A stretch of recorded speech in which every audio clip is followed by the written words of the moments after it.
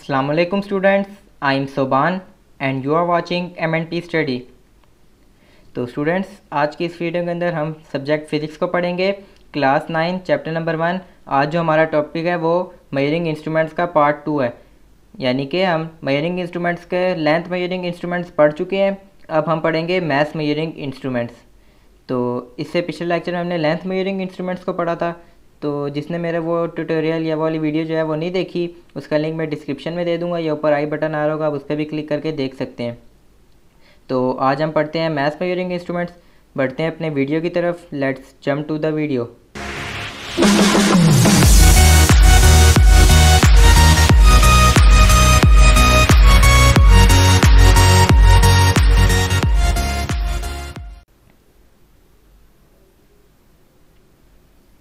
तो students, math measuring instruments के name से हमें पता चल जाता है कि ये कैसे इंस्ट्रूमेंट्स होंगे जिनसे हम मैथ्स को मेजर कर सकते हैं। ठीक हो गया। तो फर्स्ट ऑफ ऑल हमारे पास जो इंस्ट्रूमेंट है उसका नेम है बीम बैलेंस। अब ये बीम बैलेंस किस तरह का होता है पहले हमें देखते हैं कि किस तरह का दिखता है। इसकी जो पिक्चर होती है वो कुछ इस तरह से होती है। आप लोगों में बहुत सारे स्टूडेंट्स ने देखा हुआ होगा ये किस तरह होता है। तो इसमें जो एक पैन होता है उसमें हम नॉन मैथ्स रखते हैं जिसका हमें मैथ्स पता होता है। कोई भी स्टैंडर्ड उसमें रख सकते हैं, 1 kg 2 kg 5 kg। और दूसरे पैन में हम वो मैथ्स रखते हैं या वो ऑब्जेक्ट रखते हैं जिसका हमने मैथ्स मालूम करना हो। ठीक हो गया।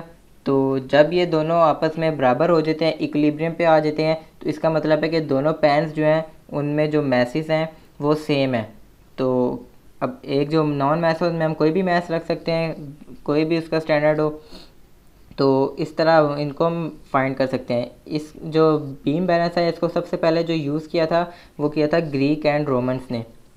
तो ये सबसे पहला इंस्ट्रूमेंट है जिससे मैथ्स मेजर किया जा सकता था। तो अब इसके बाद बहुत से इंस्ट्रूमेंट आ चुके हैं जो इससे मोर एक्यूरेट है, क्योंकि आपको पता है कि इससे इतनी एक्यूरेट वैल्यू नहीं आती, बिल्कुल इक्वल नहीं आती ना। थोड़ा सा ऊपर या थोड़ा सा नीचे हो जाएगा तो हमें इसका बिल्कुल पता नहीं चल सकता कि बिल्कुल एक्यूरेट वैल्यू है कि नहीं, यानी कि जो हम ऑब्जेक्ट मालूम कर रहे हैं उसका जो वेट है वो बिल्कुल 1 kg है या नहीं। तो ज़रा से भी अगर हम शुगर इसमें कैलकुलेट कर रहे हैं तो उसके कुछ जो दाने हैं वो ज़्यादा भी हो सकते हैं, कुछ दाने कम भी हो सकते हैं। तो इसलिए इससे बिल्कुल एक्यूरेट वैल्यू नहीं आती, काफ़ी हद तक एक्यूरेसी के करीब वैल्यू आ जाती है। तो ज़ाहिर सी बात है काफ़ी पुराना हो गया, बहुत से ममालिक में ये यूज़ नहीं होता, लेकिन पाकिस्तान में काफ़ी यूज़ होता है ये अभी भी। तो ये था हमारा बीम बैलेंस। नेक्स्ट बढ़ते हैं नेक्स्ट इंस्ट्रूमेंट की तरफ।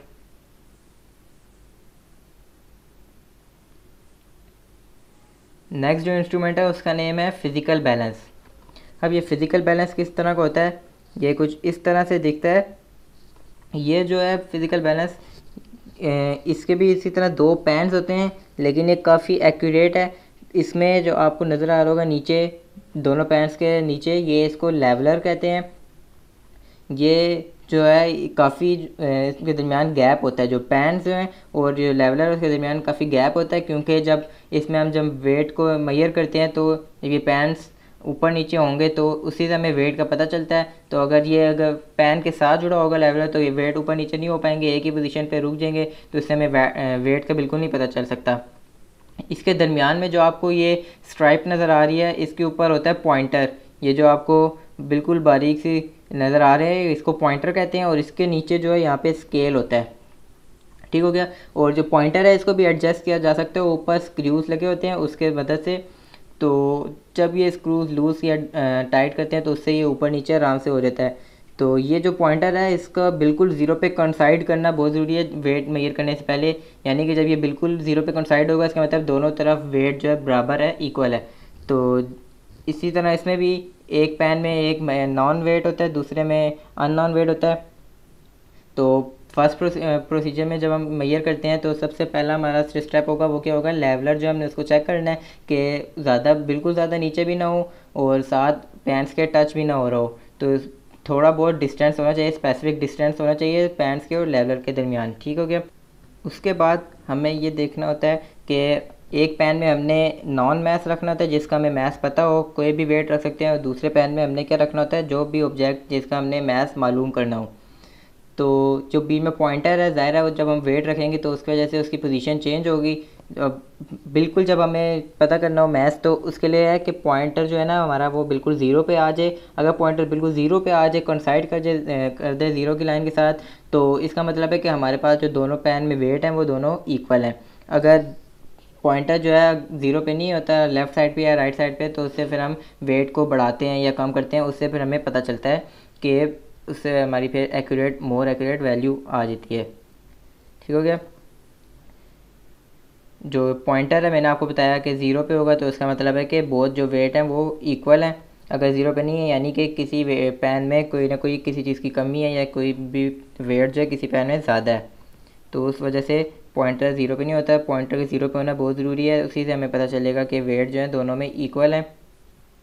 फिज़िकल बैलेंस है, ये सबसे ज़्यादा कितने वेट को मेजर कर सकता है, 250 kg, यानी 250 किलोग्राम से ज़्यादा को मेजर नहीं कर सकता। अगर इससे ज़्यादा वेट होगा तो पैन जो है वो ज़्यादा नीचे तक आ जाएगा, वो लेवल के साथ टच होना शुरू हो जाएगा। तो इसलिए इसके एक स्पेसिफिक अमाउंट है 250 किलोग्राम, इससे ज़्यादा हम मेजर नहीं कर सकते इसमें। और ये कहाँ पे ज़्यादा यूज़ होता है, ये बहुत ज़्यादातर लेबॉर्ट्रीज़ में यूज़ होता है, क्योंकि वो ज़्यादा बीम बैलेंस को नहीं मेजर कर सकते, उनको एक्यूरेट वैल्यू चाहिए होती है। और फिज़िकल बैलेंस जो है वो बीम बैलेंस से ज़्यादा एक्यूरेट है, तो इस वजह से लेबॉर्ट्रीज़ में ज़्यादातर फिज़िकल बैलेंस इस्तेमाल होता है।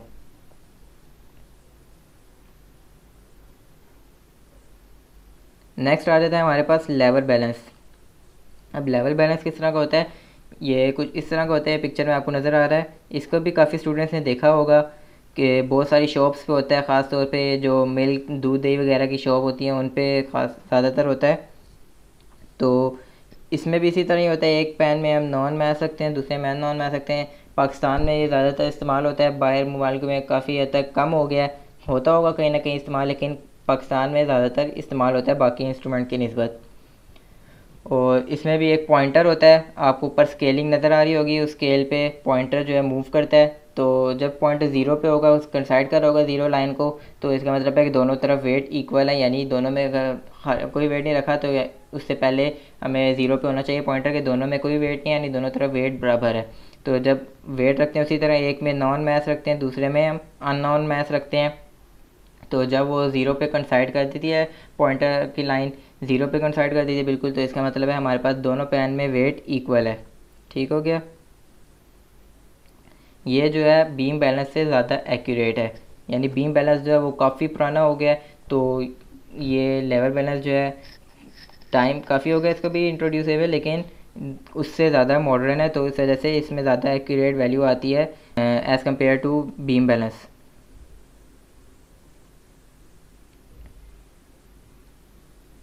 नेक्स्ट आ जाता है हमारे पास इलेक्ट्रॉनिक बैलेंस। अब आपको इसके नाम से पता चल रहा होगा कि इलेक्ट्रिसिटी से यूज़ होता है। तो ये कुछ इस तरह का नज़र आता है, इसमें ग्लास का बॉक्स होता है, इसके अंदर हम यहाँ पे जो आपको पेन नज़र आ रहा है उसमें वेट रखते हैं। तो ये हमें बहुत एक्यूरेट वैल्यू प्रोवाइड करता है। ये सबसे लेटेस्ट जो अभी तक मैथ्स जो मेजर करने का इंस्ट्रूमेंट है वो है इलेक्ट्रॉनिक बैलेंस। तो ये हमें डेसिमल में भी कोई वैल्यू होगी उसको भी हमें वैल्यू बिल्कुल सही एक्यूरेट बताता है, जो भी वैल्यू होगी, बेशक जितनी छोटी से छोटी या बड़ी से बड़ी वैल्यू हो। तो इसका प्रोसीजर कुछ नहीं होता है कि इसके जो प्लग होता है उसको हमने प्लग करना होता है, कहाँ पे स्विच जो होता है इसका वो सॉकेट में प्लग करते हैं पहले, उसके बाद इसके ऊपर ऑन ऑफ का बटन होता है, बटन ऑन कर देते हैं यानी कि ये ऑन हो जाता है। उसके बाद इसके अंदर वो जो कोई भी ऑब्जेक्ट होता है वो पुट करते हैं, तो उसका जो भी मैथ होता है वो यहाँ पे इसके डिजिटल जो मीटर है उसके ऊपर लिखा हुआ आ जाता है। तो इस तरह ये एक प्रोसीजर था इलेक्ट्रॉनिक बैलेंस का। इस तरह से हम कोई भी ऑब्जेक्ट का मैथ है मेजर कर सकते हैं, और ये सबसे एडवांस और मॉडर्न मशीन है, मॉडर्न इंस्ट्रूमेंट है, मैथ मेजरिंग इंस्ट्रूमेंट। ठीक हो गया। अब हम जो हमने इंस्ट्रूमेंट्स पढ़े हैं उनका लीस्ट काउंट को देख लेते हैं कि उनके लीस्ट काउंट कितने, यानी कि छोटी से छोटी कितनी वैल्यू को वो मेजर कर सकते हैं। तो उसके लिए हमें कोई एग्जांपल लेनी पड़ेगी। तो एग्जांपल हमारे पास है एक कॉइन की। कॉइन है एक हमारे पास, हमने उसको बारी बारी सब इंस्ट्रूमेंट से हमने मेजर करना है, उससे फिर हमें पता चल जाएगा कि किससे ज़्यादा एक्यूरेट वैल्यू आ रही है। सबसे पहले बीम बैलेंस देखते हैं। बीम बैलेंस में जब हमने कॉइन को एक पैन में रखा और दूसरे पैन में वेट रखा, तो हमारे पास जो वेट आता है बीम बैलेंस से वो आता है 3.2 ग्राम। अब इससे हम इसका लीस्ट काउंट पता कर सकते हैं कि इसका लीस्ट काउंट क्या हो जाएगा। तो इसका लीस्ट काउंट हो जाएगा हमारे पास 0.1 ग्राम, जो कि मिलीग्राम में अगर हम कन्वर्ट करें तो होता है 100 मिलीग्राम्स। ठीक हो गया। यानी कि ये इतनी वैल्यूज़ तक हमें इतने वेट तक हमें वैल्यूज़ प्रोवाइड कर सकता है बीम बैलेंस। ठीक हो गया। उसके बाद नेक्स्ट बढ़ते हैं हम फिज़िकल बैलेंस पे। फिज़िकल बैलेंस से जब हमने कॉइन का मास मेजर किया तो वो हमारे पास आता है 3.24 ग्राम, यानी कि ये ज़्यादा एक्यूरेट हमें रीडिंग दे रहा है बीम बैलेंस से। तो इसकी रीडिंग मोर एक्यूरेट है as compare to beam balance. तो इसका जो हमने लीस्ट काउंट बना वो हमारे पास बनता है 0.01 ग्राम, यानी कि 10 मिलीग्राम। अगर हम मिलीग्राम में कन्वर्ट करेंगे तो हमारे पास 10 मिलीग्राम बन जाता है। इसी तरह अगर हम इलेक्ट्रॉनिक बैलेंस से हम इसको मेजर करते हैं तो इलेक्ट्रॉनिक बैलेंस से जब हमने मास ऑफ कॉइन मेजर किया तो हमारे पास आता है 3.247 ग्राम, यानी कि जो उसका डिजिटल मीटर है उसके ऊपर उसका मास जो है वो कुछ इस तरह से आता है 3.247 ग्राम। तो ये बहुत एक्यूरेट वैल्यू है कॉइन की। तो इससे इसका लीस्ट काउंट हमें पता चल जाता है इलेक्ट्रॉनिक बैलेंस का। तो लीस्ट काउंट इसका बन जाता है 0.001 ग्राम और 1 मिलीग्राम। ठीक हो गया। तो इस तरह हमने beam balance, physical balance and electronic balance तीनों के लीस्ट काउंट को मेजर कर लिया। तो यही था हमारा आज का लेक्चर। पिछले लेक्चर हमने लेंथ मेजरिंग इंस्ट्रूमेंट्स को पढ़ा था, अब हमने मास मेजरिंग इंस्ट्रूमेंट्स को पढ़ लिया। तो वीडियो आपको कैसी लगी, लाइक सब्सक्राइब शेयर ज़रूर करिएगा। और कोई भी बात अगर आपको समझ नहीं आई तो आप कमेंट में इजीली पूछ सकते हैं। आप कमेंट कर दिएगा, मैं आपके हर क्वेश्चन का आंसर दे दूँगा। तो मैं मिलता हूँ आपसे नेक्स्ट वीडियो में, तब तक के लिए अल्लाह हाफिज़।